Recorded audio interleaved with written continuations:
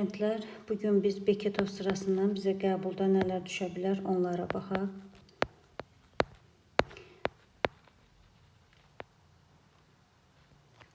Beketov sırası bildiyimiz kimi 3 yerə bölürük: aktiv metallara, orta aktiv metallara və bir də pasiv metallara.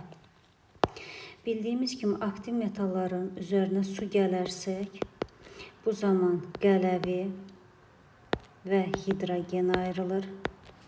Orta aktiv metallar oksid, su ilə reaksiya girdikdə və hidrogen ayrılır. Pasiv metallar isə reaksiya daxil olmur. Daha sonra sulfatın H2SO4-ün durusunu gəliriksə, bu zaman hidrogen qazı ayrılır. Orta aktiv metallarda yenə duru sulfatla hidrogen qazı ayrılır. Ancaq pasiv metallar duru sulfatla reaksiya daxil olmurlar. Bundan başqa sulfatın qatısı ilə reaksiya daxil olduqda, məsələn H2SO4-ün qatısı ilə aktiv metallar H2S lax yumurta ilə qaz verir.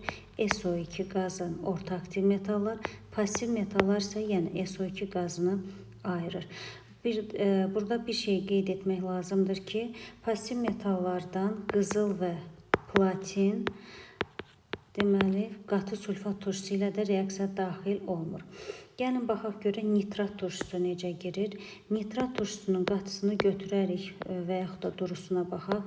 İlk öncə duruya baxaq. Duru nitrat N2 qazını, orta aktiv metallar N2O, pasiv metallar isə NO qazını verir.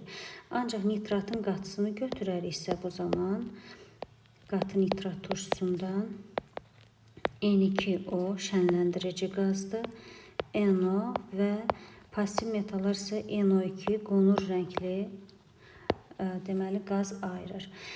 Elektroliz prosesində isə yadımızda saxlayaq ki, aktiv metallar katodda hidrogen ayırır, pasiv metallar katodda metalın özünü ayırır.